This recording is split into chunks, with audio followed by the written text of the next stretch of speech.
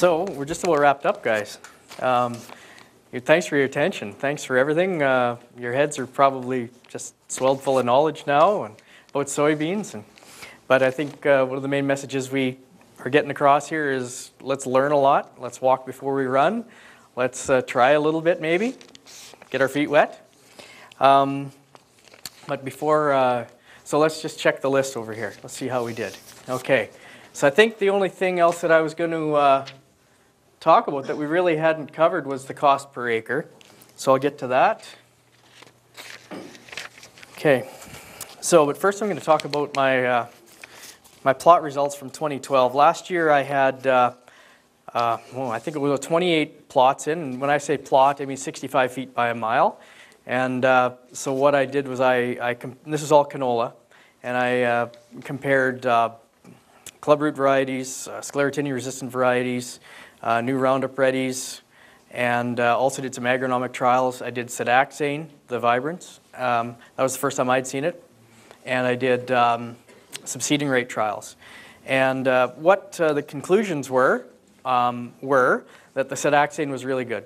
We got 2 bushels an acre over it. So that's why I was really happy to see Pioneer take and put it on all the seed that they're providing this year. The seeding rate trial last year, I seeded at 3, 5, and 7 pounds to the acre, and last year 7 pounds 1. And the reason is because of the sclerotinia pressure, we believe. Ideally, I mean 5 should be the best or as good as it should get, but because of the sclerotinia pressure out there, it really hurt the lower seeded crops. So higher seeding rate last year was better and I didn't spray it. We didn't spray that because I had sclerotinia varieties in the plots.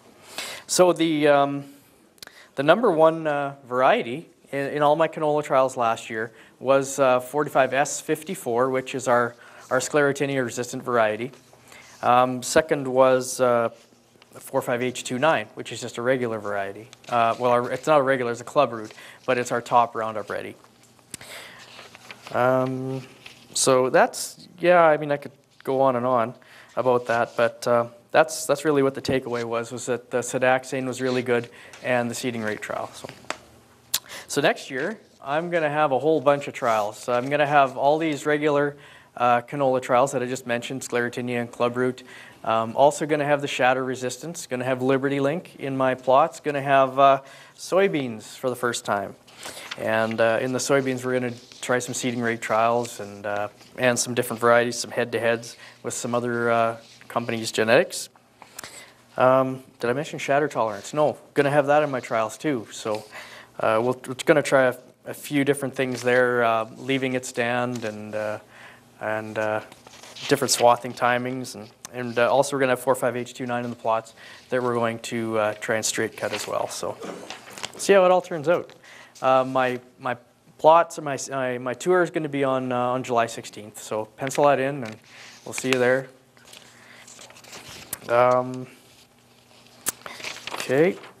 So a lot of talk about the soybeans and how it was handled. So I'll tell for the guys who are picking up for me this year, or who I'm delivering to, this is how it's going to be handled this spring.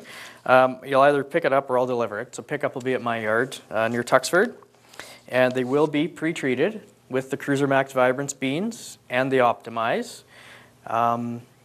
Terry Beatty, who's got CAT treating out of Moose Jaw, he's done a lot of custom treating for a lot of guys in this room.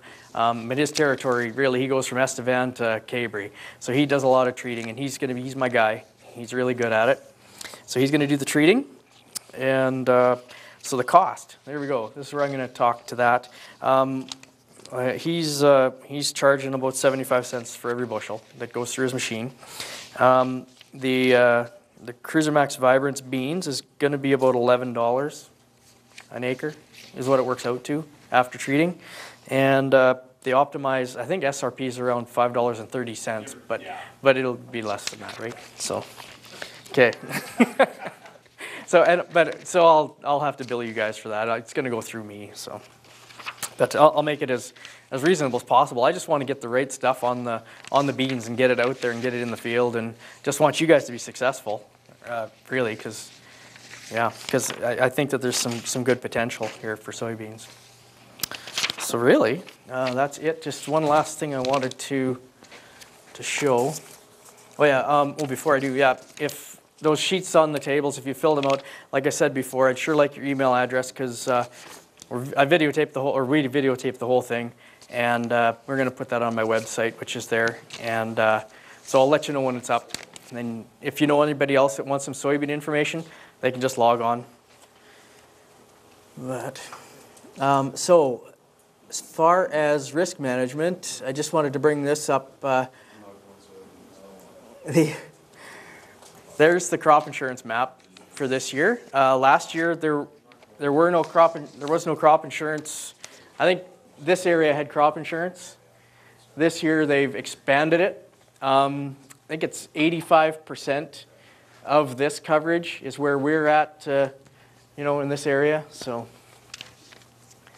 it's we can still be covered. There's other risk management companies out there too you can talk to and to get your coverage and mitigate your risk. But there is crop insurance anyway on soybeans this year. So really, are there any other questions? I guess before I send everybody home.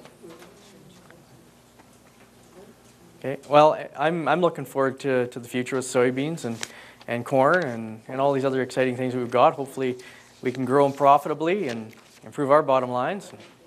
Just hope this snow goes away. So, all right. Well, thanks everyone. Before you leave, I've got some things at the back. We can got a toque for everybody, and take those booklets on your table, take them home, and call me with any questions. All right. Thanks.